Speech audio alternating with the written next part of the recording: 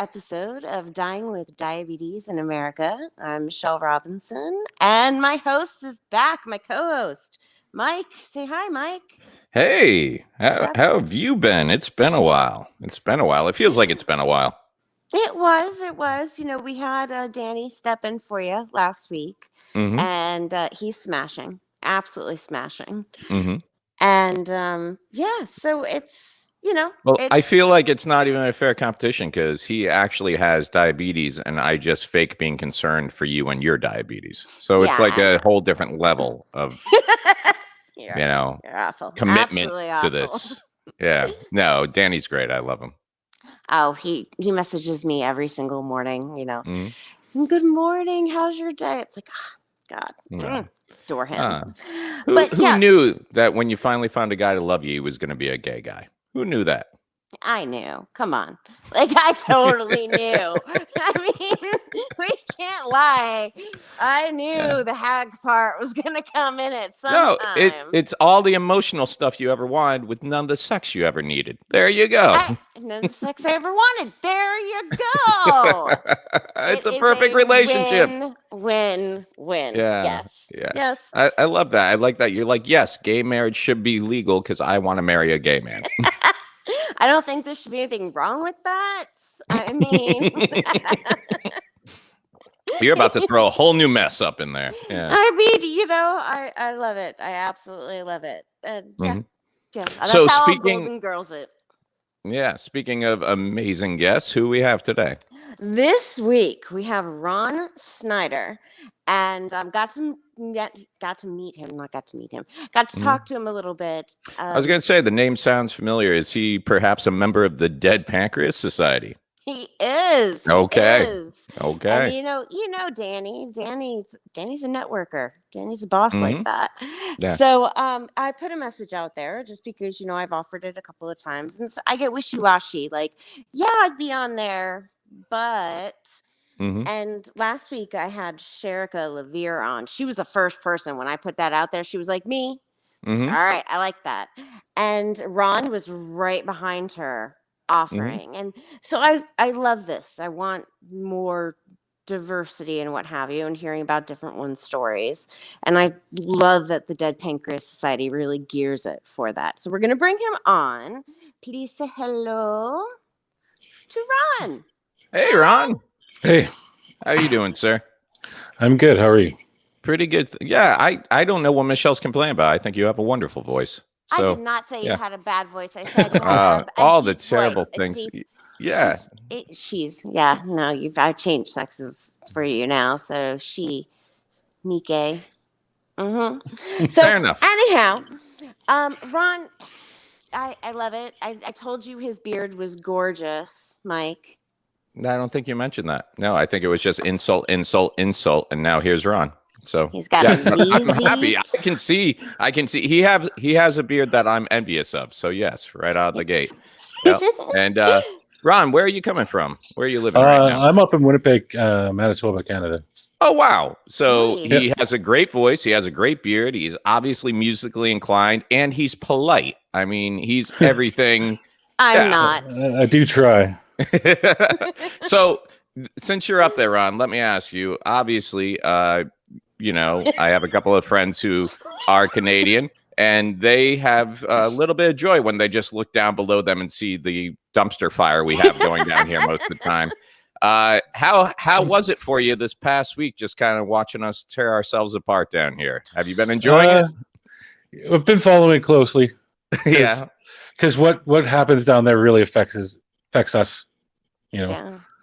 So Yeah. like prices for products and availability of products and stuff like that, it all affects us.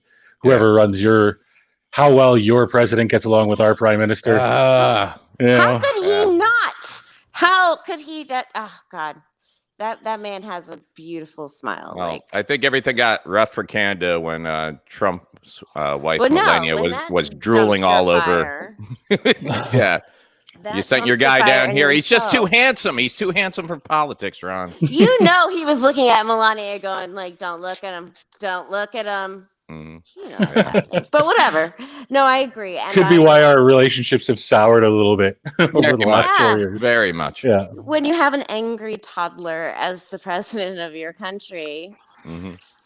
Yeah. God, Well, I just hope the next one doesn't tweet. That's all I want. I just want one that doesn't tweet. Like, yeah, I think they should better. just take the phone away from leaders so they don't say stuff that they don't mean or I think isn't true. I think they should be allowed to have the phone. I just think nobody should tell them it's not hooked up to the internet anymore. They can type whatever they want and think it's going out to the masses, and that's no one ever calls them out on it, you know. But so how is everything up there right now? It's good. It's cold. Yeah. It's I guess it's about 22 Fahrenheit. I don't miss that cold. Yeah. And this is just the start of winter. So Oh God. Yeah. I go on the road a lot for comedy, and one of the places I get to play is Sault Ste. Marie, Michigan, up there in the Ooper of Michigan, as they call it. And I remember when I was a kid, I used to live in Connecticut, and you used to be able to cross over Niagara Falls, go into Canada, do all the touristy stuff, and come back. So when I went up there for comedy last time, they're like, yeah, there's a little bridge that goes right over Sault Ste. Marie into Canada. So they're like, yeah, you can go over, but did you bring your passport? I'm like, why would I need my passport? They're like, if you need a passport to get into Canada for years. And that's not the way I remember it. You know, obviously I was 8, 9 years old, but do you remember, was it after 9/11 that they started requiring passports? Yeah, I'm pretty sure. After that, we used to be able to just cross with our driver's licenses, you know? Yeah. Like, I remember going down to Minnesota for concerts and stuff. And what happened? We had such a good relationship. What'd we do to you guys? I'm just going to naturally assume it was on our side because. Well, I mean, stronger rules between borders, which is fair. I get it. Yeah. The world we live in nowadays. So yeah. Now let me ask, not for a friend, but for myself, because last Tuesday night I was feeling pretty glum and I was looking for other countries I could possibly go to. How hard is it for someone to become like a Canadian citizen? What kind of hoops do you have to jump through to get into Canada? Pretty much as hard as it is to become an American citizen. Oh, so as long as we cross over and you can't catch us, we're good. Michael. Yeah, I mean, we probably don't have such an illegal immigrant problem here. Yeah, okay. Well, let me tell you, if this gets recalled some way, you're about to have one, because me and everybody I know, we're just coming up there. With all the lawsuits and stuff, it might. Hope beyond hope, I'm telling you. But, you know, enough time about that guy, because he takes up too much of my life anyways. So when, Ron, you're up there in Canada, when were you first diagnosed as a type 1 diabetic? I was 23 years old. Oh, wow. So, yeah, much later. Hey, and you know, I think that's a really interesting thing that I've learned about, at least through Facebook, is I understood that people were getting diagnosed later and later.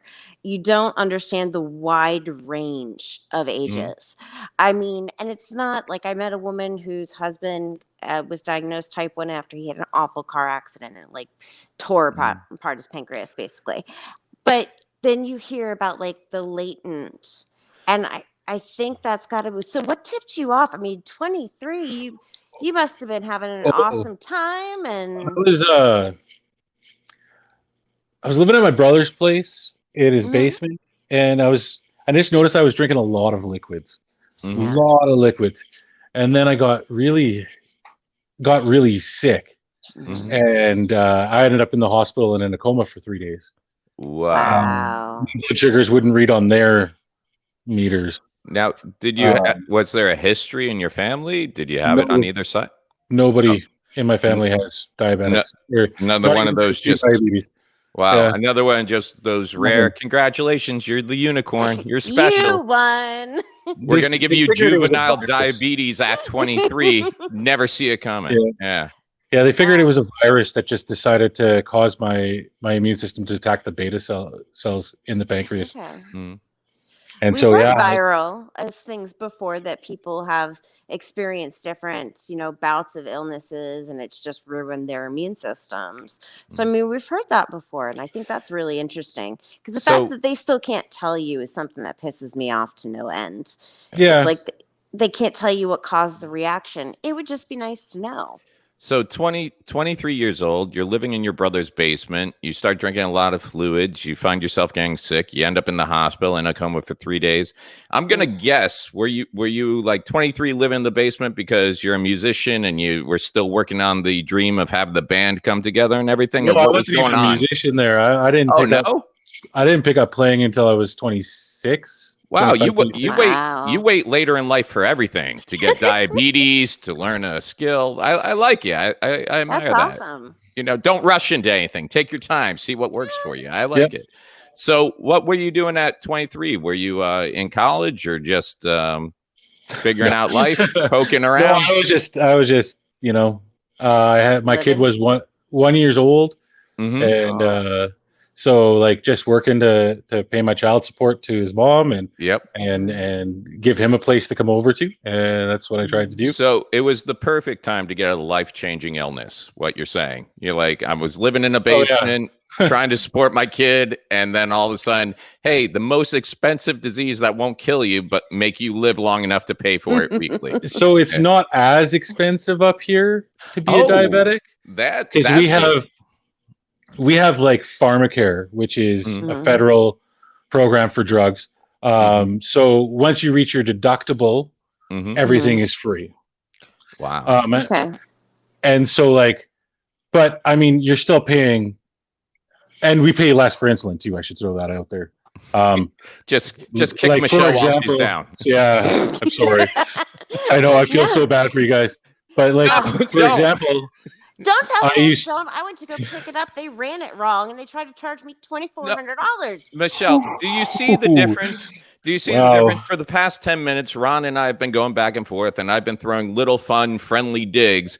But then as soon as he said something even slightly bad to you, like, oh, I am sorry that I pointed out I pay less for insulin, he felt horrible. And that's why they're better people than us. That's why they deserve. That's why the greatest comedians come from Canada. That's why they get that, they're so nice. And they are. It's all true.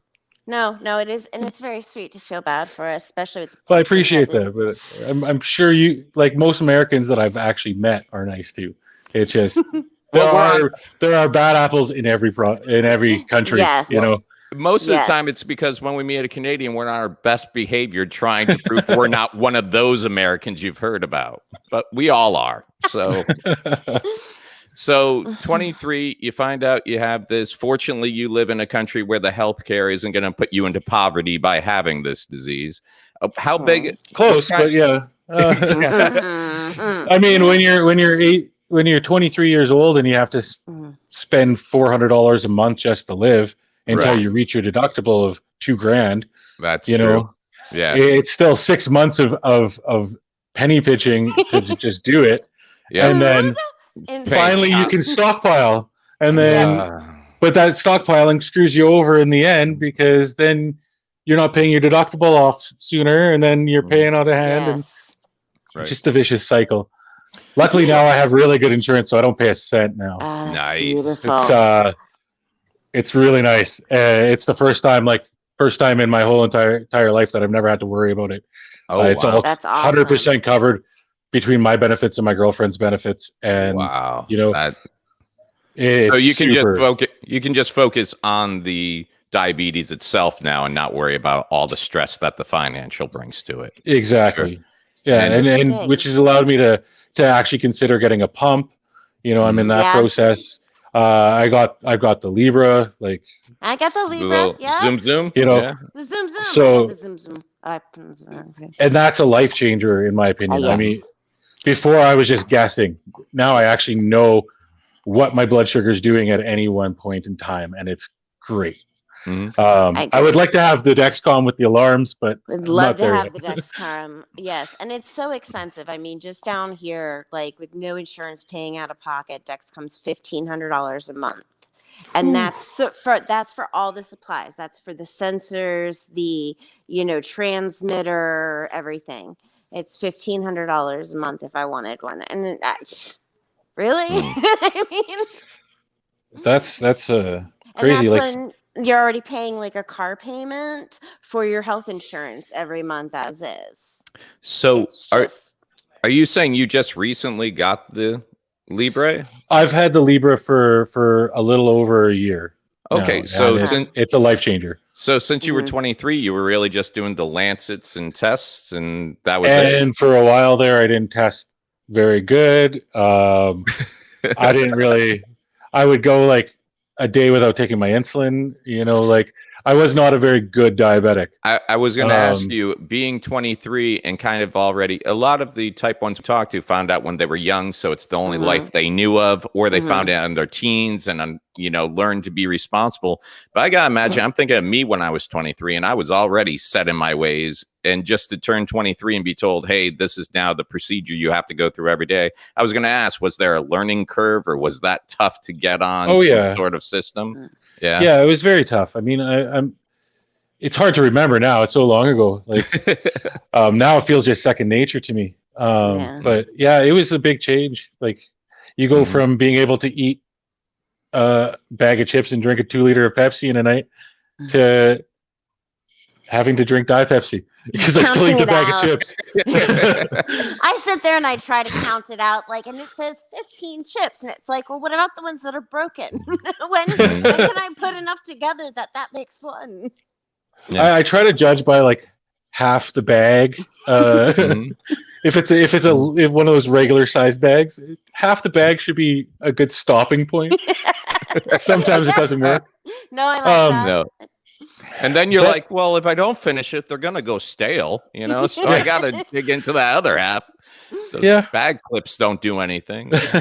So Michelle, I was actually gonna ask you, I think I saw a meme going around, and Ron, you might know about this as well. I saw a meme going around the Pancreas Society the other day, and it had 2 spoons. And in one spoon there was like a little blob of blue liquid. I imagine they were using something that had some contrast. And then on the other side, they had a little one. And if I read it right, it was basically saying this is 4 milliliters of insulin, right? Was that it? And this is 1. And this is the amount. Yes, milliliters. Okay. And this is 1. And this is the amount you could accidentally take. And I don't want to say kill yourself, but kill yourself if you don't check your proper Well, you could. levels. Yeah, no, you totally could. If I injected you with my insulin, not that I ever would have, but if I had, I know you thought of could it kill several you. times. Yeah, that's why I didn't sleep at night. I don't know what you're Funny talking story. There's about. a CSI episode where that is actually how the person killed the person with an You should insulin not pen. be giddy about that, Michelle. Shut up, shut up. I was just watching documentaries of nurses who kill. And there was a dude nurse that would go around, and that's what he would do. He would give them a shot of insulin. Like, it was only like 3 units he was giving them, which doesn't look like a lot. And so, like, all day, on a normal day, I take maybe 30 mLs of insulin. If I eat all my meals. But it doesn't look different. Like when you look at it through a pen perspective, through a needle perspective, you don't see that, like, this is how much insulin I take in a day. This is how much could kill me. And it's because the only thing that causes low blood sugar is insulin. It's the only thing that causes us to go low.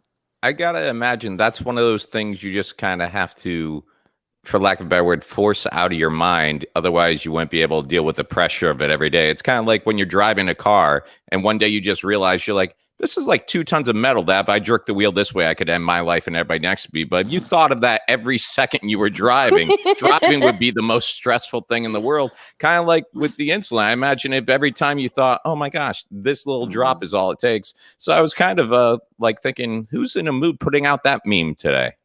Just it's kind of funny only because I think it shows people what we're talking about in a very, like, let me paint a picture for you. So I appreciate it in that point of view. But yeah, I mean, I don't think I look at my food now as like how many shots I'm going to have to give myself or whatever. That's all it is. Yeah.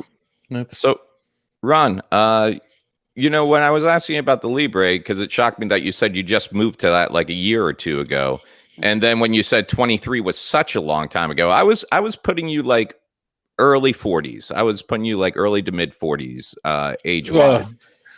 Close. 39. I'm Okay. 39. I turned 40 next month.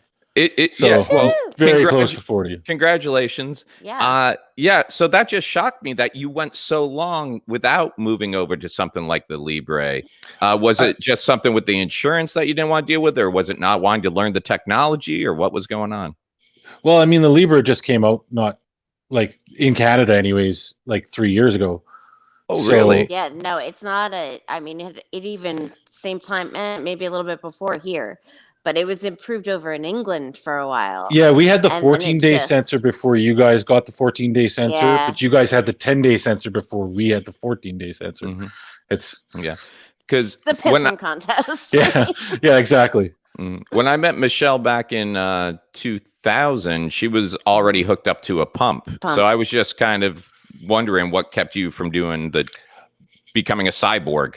So in my province, our healthcare systems are different in whichever province you're in. Mhm. So in Okay. my province, they only cover pumps for children to the age of 18. Gotcha. And so up here, a pump is $7,000. Yep. Back when I was 23, it was even more. So like, it was never an option for me. Yeah. Right now, it's still $7,000, but my insurance is good enough that it covers $10,000 That's worth. so awesome. And then all the supplies thereafter, 100% till I'm. That's where they get us down here. But they only cover one pump for my whole life. So oh my God, are you serious? my biggest choice, which is crazy, is what pump to go with. Right now, I'm kind of torn because Medtronic offers a free upgrade when they come out with their new pump, and Tandem is the only other one that's offered up in Canada, and Omnipod. And so I kind of wanted the Tandem. Oh, I love Omnipod so hard. Go ahead. I'm sorry. Like kind of wanted the Tandem just because it talks with the Dexcom, and I wanted to move to a Dexcom Tandem.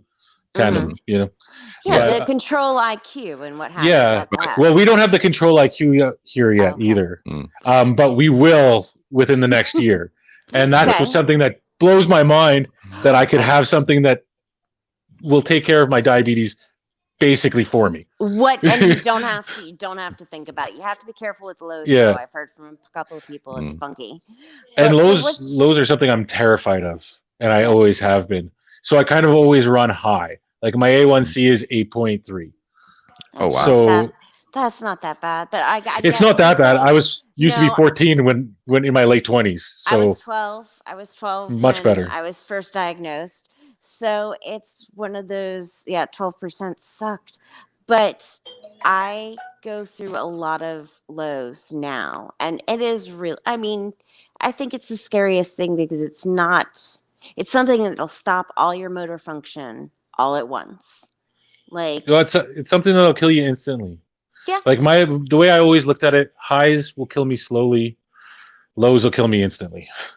And so I'm trying more now to stay in my, range. 5 to 7 range, MMOLs. Yes, that's right. That's right. So 100 to 200 range, I guess. Yeah. Is what I'm trying to stay in.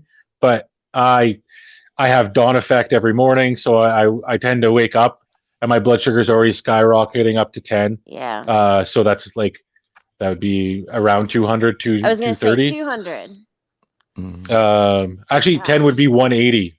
Ooh. So I think because it's you times it by 18. What's that called? Okay. Dawn effect? Dawn effect, phenomenon. yeah. Or dawn phenomenon. It's when your blood sugar goes up while you sleep for no reason. It's all. because your liver. It's because your liver is dumping. Because anybody who starts their day, everybody gets it, except your body, Myke, makes the cells to break it down. Our bodies, of course, do not. And it's our liver saying, hey, it's almost time to get up. This is going to give you the energy to get up because it thinks I'm going to pump out sugar and then the insulin is going to be produced in the body and it's going to give you more energy when you wake up. And we don't have that. So it's one of those things and it's like literally holding a time bomb because it never feels like you can get up before it happens.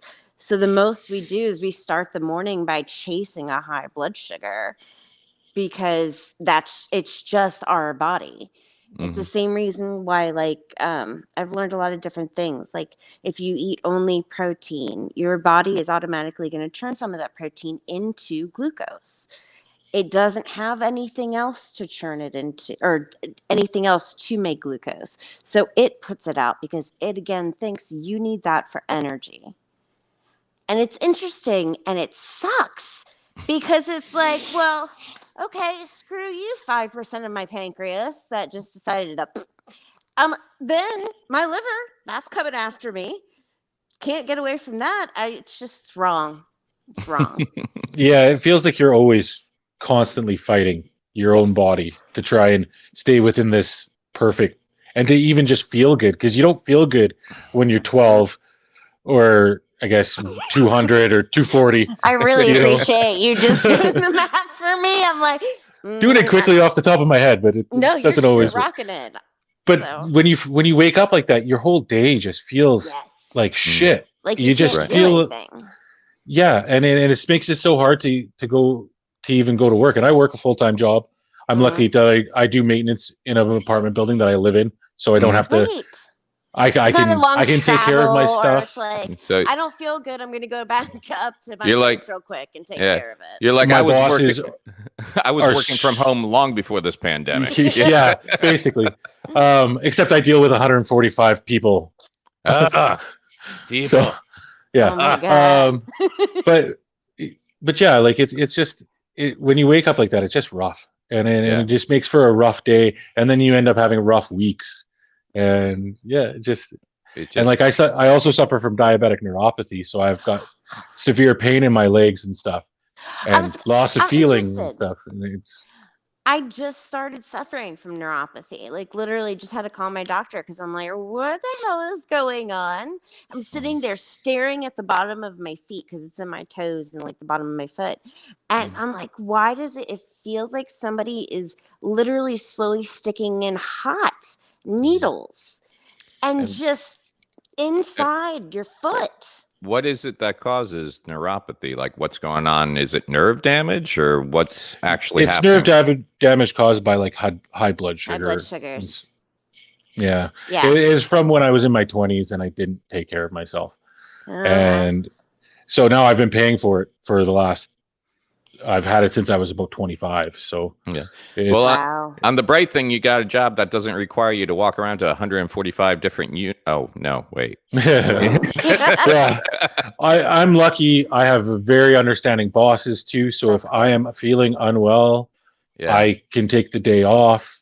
You know, like they understand. Like, sure, I still got to go shovel the snow if it snows, but Right. at least they understand. They're that not going to there are load you days- down with more. We've talked about that good. on the show before, how important it is to have an employer who understands, Yes. diabetes and understands it's not just you being lazy or you being tired or you trying to get out of work. And some of the stories I've heard from people on the show about how their bosses deal with it, or how they would get judged when they go to apply for a job and they would see their monitor, on their arm. What's and that? automatically. Yeah. Just some of the girls talking about going on interviews, wearing shirts to intentionally cover anything diabetic. And then, people asking questions about like, what's that on your belt? Oh, a pump. What's that do? And then never getting a call back for a job. So it's just crazy. So it's great that you have a boss who understands what's going It makes on a with big you. difference. Yeah, it makes a huge difference. Mhm.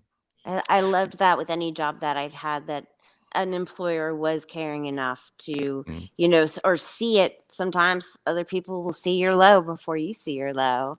And just with the way you look and the way you're acting. And it's been nice. It's a comfort that you don't have to constantly worry about everything else with the diabetes.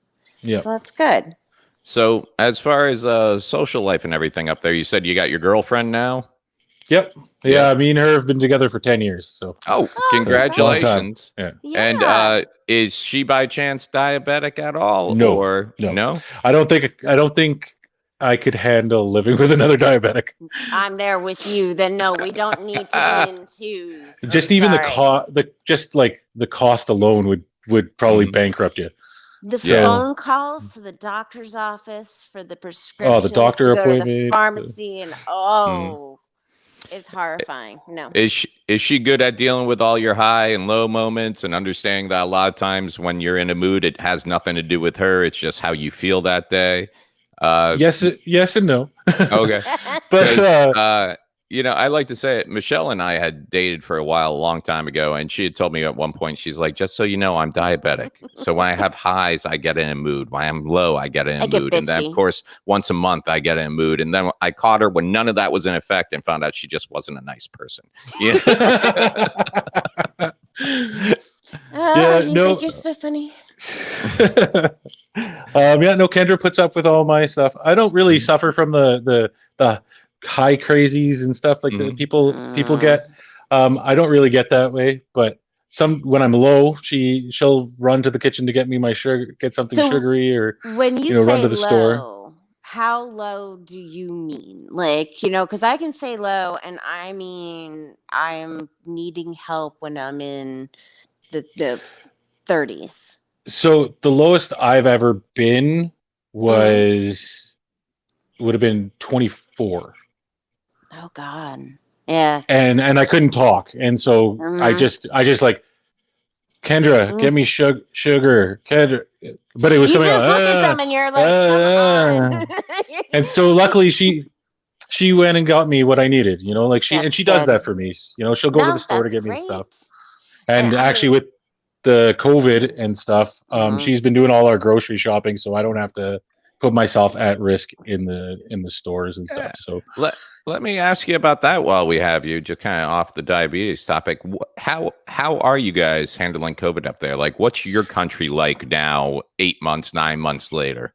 our province is the worst province in Canada for dealing with it.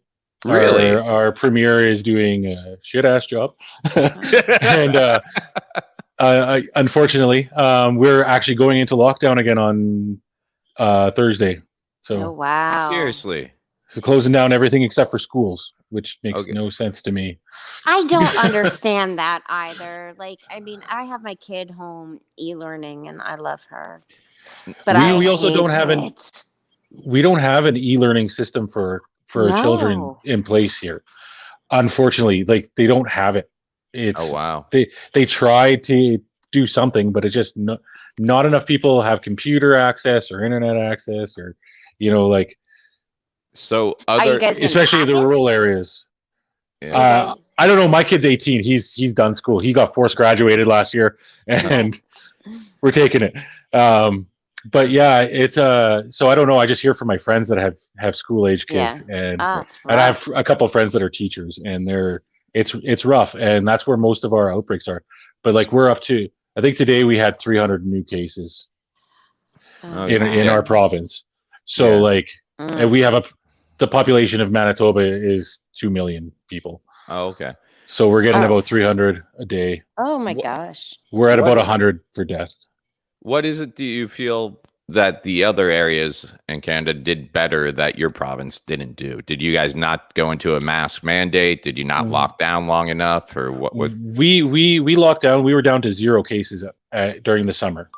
And then we lifted restrictions, and our government decided to start advertising our province as a safe place to come to for Canadians to vacation. And so we had an influx of people from Alberta and Ontario, where their numbers were outrageously high still.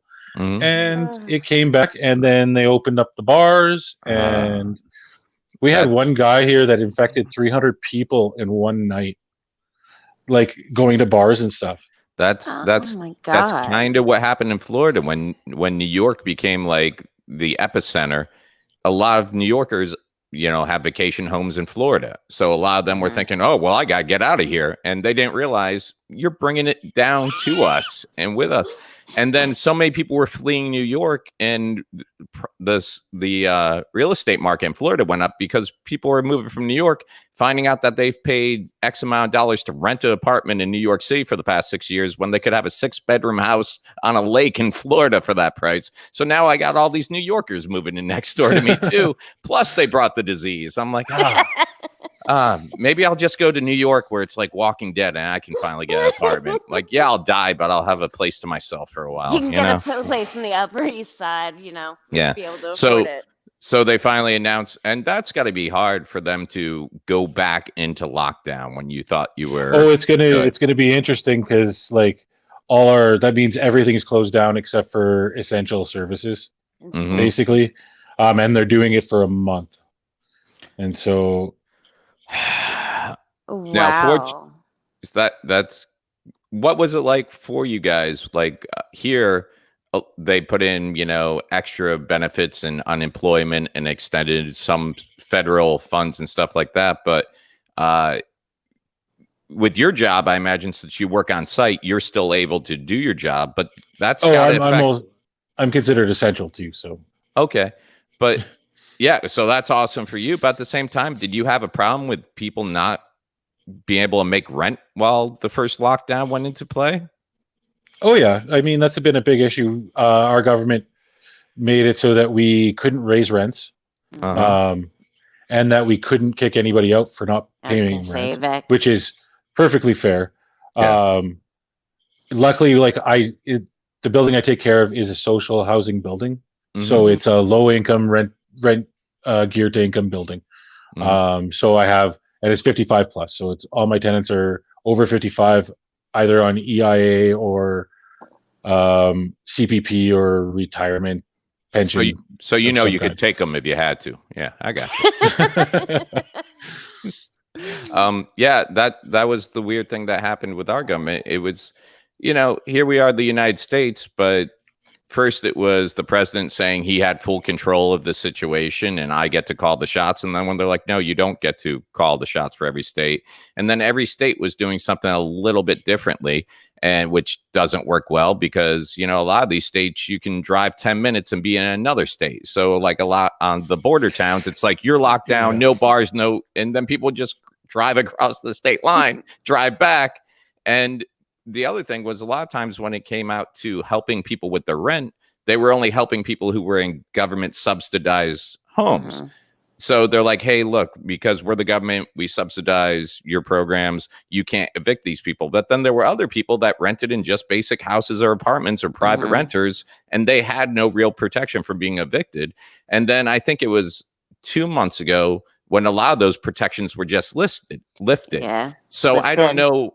I saw a lot of people afraid of losing their homes because I don't know what the government was thinking. Like, hey, we're going to give you 6 months where you don't have to pay anyone rent, but you're not going to be working because of lockdown. And then all of a sudden they just lifted it. And now the landlords are within their rights to come say, you got to leave. And these people are like, where do you think I got money in the past 6 months? Yeah. See, and I see it from the landlord's point of view because that's what I am, right? I'm the landlord. I still need to get paid. 100%. My employer didn't stop me paying me for to take care of the building, to fix their stuff. It's a trickle down effect, unfortunately. Unfortunately, somebody's got to pay the mortgage on the buildings. Somebody's got to pay for the hydro for the building. Somebody's got to pay for the gas and the heat and everything. And it can't just stop. Right. And see, I agree with you there. And for as many people as fell into that position of we were scraping and saving every dime to put forward our bills, there were the same number of people that just took, hey, we're putting a stay on your rent, and took that as, I got free rent.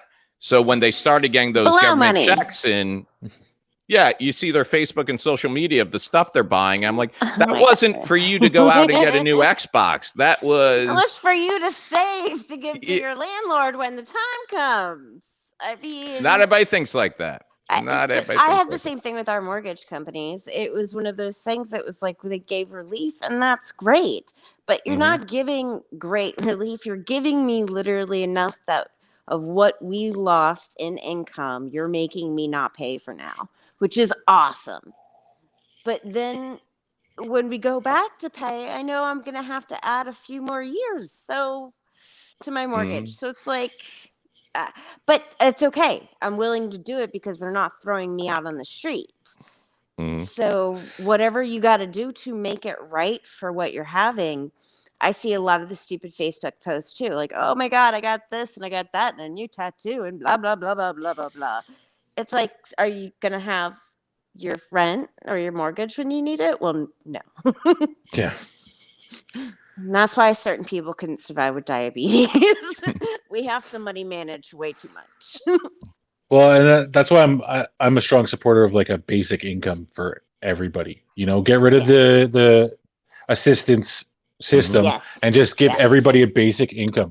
That way, regardless, you can still pay your rent and you can still buy your medication. Like, yeah, I why not? completely agree with that. I mean, you need to.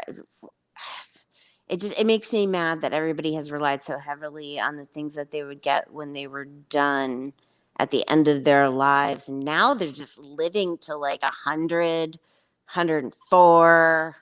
So now they're just old granny and grampy leeches.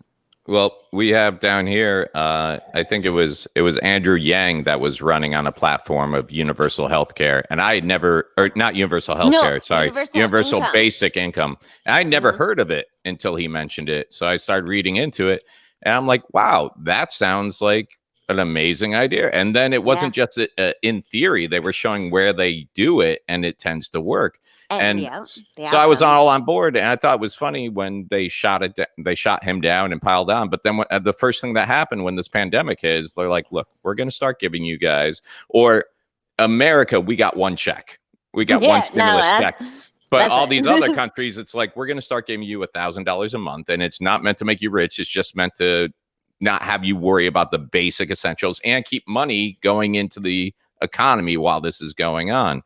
I would love to see it try on a larger level here to see what happens with it. I thought it was interesting because a lot of the findings, I mean, they were positive, but there were some that whether or not they had spent that money, they didn't go into really if they went in any personal gain, but they were still short because at the end of the day,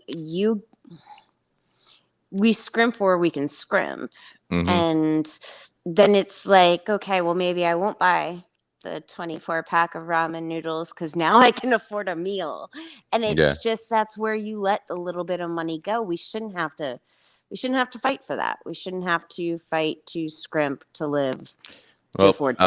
In Florida, this election, they just passed that within the next 6 years, we'll raise minimum wage up to $15 an hour. Right now, it's sitting at like $8.75 or something like that.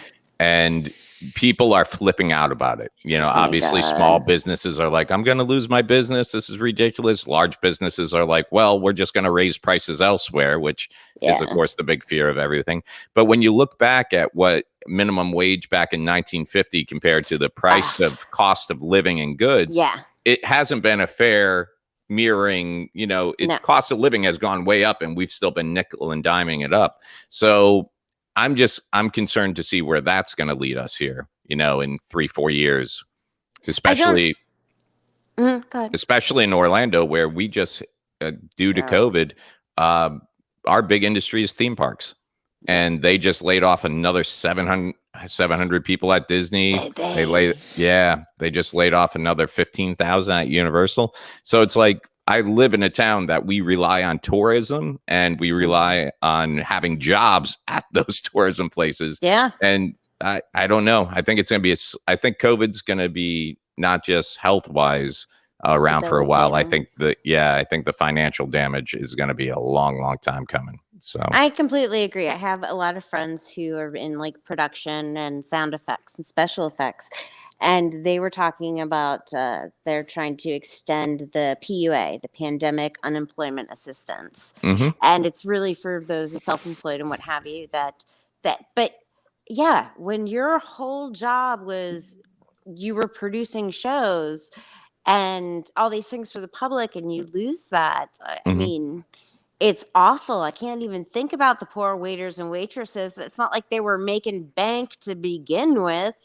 what we still pay them like $3 an hour or something like that. Holy I think it went shit. up to. I think it went up to 450. It used to be Oh, are you 215. serious? I think I it's like remember 415. 215. Yeah, I think it's 415. That's crazy. Yeah. We have a minimum wage of $12 an hour here. For And what job? I can it tell you, is? it hasn't made prices go up any more than they normally would have. Wow. So is that also for tipped employees? Because I know Yeah. some Oh yeah, places. yeah. Anybody okay. across the board gets $12 an hour minimum wage. You Oh, got wow. screwed. You should have gone to Canada.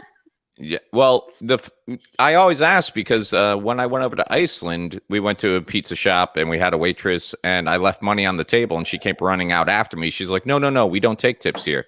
I'm like, "No, it's fine." She's like, "Take," and she was insulted that we tried to leave her money. And when we went to my friend's house, she explained to us, she's like, "No, even our servers here make a livable wage." That's So beautiful. I'm like, really? I'm like, because how many years I worked at Hard Rock Cafe where you take care of 8 people and then they leave you pocket change at the end of the meal. Like, that was a $220 tab. And they're like, oh, we're from England. You know, we I don't wonder tip. if people walk out in Canada and leave the bill. Does it cost the waiters the cost of the check like it used to cost you? No. I didn't get that many I mean, walkouts. I'm sure there are Yeah, restaurant owners that, I mean, I've worked for a couple that probably would have done that to their server, or to the host or whoever No. would have been responsible. Yeah. But like, it's not something that would normally Not the pass, norm. and you could probably fight it if you really wanted Yeah. to. I worked at a restaurant in Orlando where I'd worked restaurants for a long time, managed them, bartended, served. And at the end of the night on my checkout, I saw like $18. I'm like, what's this $18 that I'm giving you guys? And they're like, oh, well, that's credit card processing fees. I'm like, excuse me? They're like, yeah, because the credit card companies charge them 3% to be able to accept their credit cards. That's how the credit card people make their money. And they were charging me 1% of my credit card sales. I'm like, no. You guys this is your restaurant. I don't split your credit card processing charges with you. They're like, well, that's the way we do it here. I'm like, I'm pretty sure this is illegal on like 5 or 6 different fronts. I'm surprised you didn't be like, you go to your no, I'm sorry, cash only. After that, credit card. I cash is king. I always tell people cash after that. Yeah. But, well, I see, Ron, you got the guitars behind you. You said you started playing a little bit later in life, like 26. Did you say you started picking 25. 25? 25. Now, are you someone who just like, I've had guitars all my life. I still don't play either one of them any better. Do you actually play out a bit, or is it just a relaxation thing for you? Yeah, I used to host an open mic night. Nice. And I'm in a band called Cart Before Horse, and I like that. I like it. it's a folk band. Great. You can check out the Facebook page, but it hasn't been a post in like 4 years because me and her because we're working on the sophomore album and we will not be rushed. Yeah. Yeah, it's just me and my friend. We got asked to do a benefit concert one night, and so we formed a band to do it. And she's the only one person that's in my bubble that's allowed to come in my house to play music with me, and so we still get together. And but yeah, I play. I also play I play guitar, mandolin. Oh, That's a bouzouki, and then I also play ukulele and bass. I always wanted to play a little bit of everything. It's adorable. Nice. It's perfect time to pick up an instrument. Yeah, I have one, and so I've been trying, but I haven't found any. I need a tutorial, and all the tutorials I look up are. No, there's some good ukulele ones on YouTube University. But I don't have a ukulele. I have the acoustic right now, and I'm still trying to. But and you got those little sausage fingers. Yeah.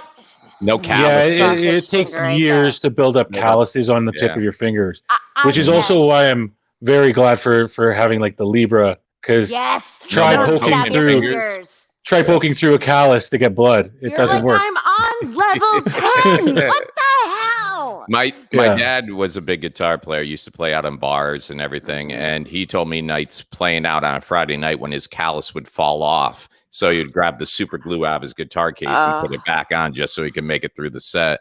And I'm like, those are gory days of music. But hey, Danny, if you're listening, we definitely need some Dead Pancreas Society sponsored Cart Before Horse merch. Yeah, we need some. We need Cart Before Horse band gear. So much do we do that as diabetics alone? Shit. So, yeah. Ron, what do you use to other than the Libre? Are you a pen, a vial, and a needle? Stab yourself between the toes. I mean, all right. What kind of pen is it? Nova Is Rapid. is that an N pen? Nope, just Oh a no, regular okay, just old, Nova Rapid. yeah, just a regular old Nova Rapid pen, and I'm on Tresiba as well. I love Tresiba. Oh, I Tresiba. just started it last month, Okay, so and I it, was on it's Lantis for 16 I years. I was on Lantis. I mean, shoot, I remember giving myself just needles of that before I did the pen and the raw. But this Tresiba, I find it absorbs a little bit better for me.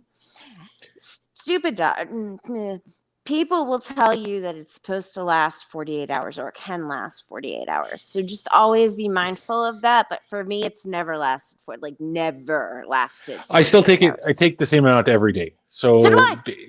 like, I take 40 units at 3 o'clock ish, 3:30 Yeah. ish every day, regardless. Oh. Or I try to, anyways. See, I need to do it more of the afternoon because I've made it a morning, and that's like I hate. Roll out of bed, wake up, do my 20 units, and then roll back into bed and It sleep. used to be I couldn't guarantee that I was going to be home at night to take it, like because I was That's out. true. I'd be out at the bar, like because I used to do sound engineering at the bar, and I used to Mm-hmm. host karaoke at the bar, and so Mm-hmm. like 3 nights a week I was usually at the bar till like 3 o'clock in the morning, and then you know I wouldn't necessarily be home to take my shot, so I'm taking it at 3 o'clock or I forget, and then Yes. if you forget again and it's your Lantis you're forgetting, you can easily go into Oh, you're DKA so and then you're fucked. screwed. Mm. Yeah, no, you are so and so Mike, when he knew me, I was on the pump, so he only had to deal with like occlusions that I had, and when you get to the pump phase, those are the problems that you're gonna have to face. It's like your pump could all of a sudden the batteries could die, and you don't have a spare set of batteries. Guess what? I mean, it's all you're left with. It has an occlusion. I have ripped the tubing. I've put a hole in tubing before for no reason. I wasn't trying. I just leaned up against something and so insulin started coming out, not going into me. That's the only downside of a lot of pumps. And the only other thing I will say, I love Omnipod so hard. You should look into it. I know it looks like it sucks, but it doesn't. It looks My like it's bulky, and it's my not best bulky. friend's son is a diabetic, and Oh, he's does got he? he's got an Omnipod, Does and he? yeah, so 7-year-old with an Omnipod, it's good That- though. Like Yeah. It's an Be honest. amazing. Have He you doesn't thought have about to. swiping it? Yeah, like he doesn't deserve no, but this. that's funny story. That's how I first started the Libra. He went on the Dexcom, and his mom And was it like, worked out. "Hey, do you want to try the Libra for? I've got a couple of sensors here." And so she borrowed me his scanner and the couple sensors to try it out. And I was like, "Man, this is so beats like finger checking. Yeah. So Yeah. much. A It's zoom just so zoom, much you get your easier." number. It is, and it gives you an arrow, which I mean, I will say Dexcom, the thing I like is that it, tells it automatically like, hey, you're going high, you're going low, and it'll alert you. And that's really nice. I mean, when I had that during the whole transplant thing, I loved it. But Libre is the next best thing. It gives you and you can also see how screwed up your history was. So it's like it might not give you the next hour and a half outlook of your sugar, but you can at least look back and go, hey, I didn't take enough for that Mm. meal. Like, Yeah. I screwed up. Well, it's allowed me to judge better on certain meals, like when I eat out. Like, so Yes. I'll sometimes go to Tim Hortons for a coffee and a breakfast wrap, and I know this Mm. breakfast wrap I have to take 18 units of Nova Rapid for this breakfast wrap and that coffee, because I feel otherwise you. I'll be high all day. Yes. Mm. And you feel You like know, crap. yeah. Absolute crap. And so it's because of the Libra, I've been able to tell. Like I started off, okay, I'll take 10 because it says it's only 68 grams of carbs.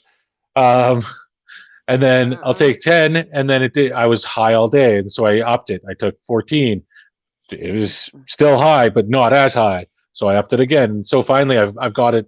So it kind of just sort of does this, The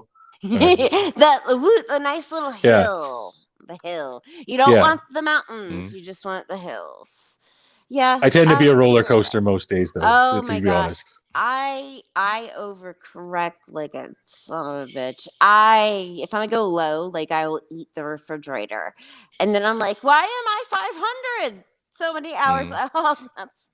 I always overcorrect, and it's Yeah. It amazes me with Michelle how much she knows about diabetes and how much she knows what she shouldn't be doing, and yet I'll still get messages of like, so I'm stacking right now and I know I shouldn't be, but I can't wait for this to kick in, so I'm taking more. And I'm like, that just puts you in that you're It's gonna be not my paying for fault that. if the insulin is not working in the designated time it should be working in. It angers me. I get so that. I will Totally. angry stack. Like I will take it and I'll set And an then it alarm all for kicks 30 in. minutes. I Yeah. tend to do that at night, like before bed, Yes. because I'm like, it's 12 o'clock. I need to go to bed. I got to be up at 7 for work. I need to go to sleep. So, and I'm still 16, but I just took 10 units, like an hour and a half ago. Why aren't you working yet? Like, It's not working. I was 16 then. I'm 16 now, and then and knowing what your mornings are usually like, you're like, I gotta prepare for that. Waking and up not seeing that arrow pointing slightly down. Like that's what you look for after you inject insulin. You want to see it hitting, it working. And when that MFR just has a straight arrow up, 2 straight arrows up, or is going straight even, it pisses you off. It really does. It can. And then it does. Myke is correct that it hits me, and I'm like 30 on the floor going, shouldn't have done that. I mean, nobody's perfect. No, I hate to say it, but what I've kind of started doing is like surfing that. Oh, yeah. So you catch it as you're going down, but before you go low, and you take some sugar to counteract it. So you just sort of kind of ride get the a wave. little treat. Yeah, wow. and you get to eat some candy for once. Yes. Like you guys do insulin the exact way I used to do ecstasy. Like, look, it hasn't kicked in yet. I need 2 more pills. Give me 2 more. Or I'm starting to come down. Maybe I should take another one and enjoy this. But those days are over. It's been weeks. It's been weeks. Totally been weeks. Totally. Well, we have about 4 minutes left here, and Michelle has a question that she loves to ask everybody, and I love it because we always find out something a little bit different. Yeah, there's been so many. So I always like to ask, like, what is the most stupid thing you have ever heard that will cure your diabetes? We have heard okra water. We've heard pumpkin seeds. Apple cider vinegar, cinnamon, semen. I watched that episode. It was hysterical. It was the best where you send ever. where you sitting there going, could that? No, that wasn't. No. No. But so what's the craziest thing that like you've ever heard that anybody's ever like, oh, my aunt's uncle's cat's dog cured their diabetes with? That I needed to pray more. I get that a lot from coworkers quite religious. Demons. I told you when our pumpkin-headed president came out and with his medical people and said that diseases like diabetes were because we had sex with demons in our dreams. That's special. That's really special. But so I've loved having you on. It's been awesome. It's been fun. Gonna check out Cart Before Horse because I'm not gonna lie, I love the name. Like that is great, and I can only think of telling my daughter that, and she'll go, "What?" But it's because I don't use that turn of phrase around her. So I hope everything goes well. I enjoy Dead Pancreas Society. I hope you do too. It's my favorite favorite Facebook page. Favorite pain in the ass Facebook page. I absolutely adore it. So, all right. Well, we're going to sign off. Say goodnight, Myke. Really nice talking to you, Ron. Yeah, Oh, good yeah. night, Mike.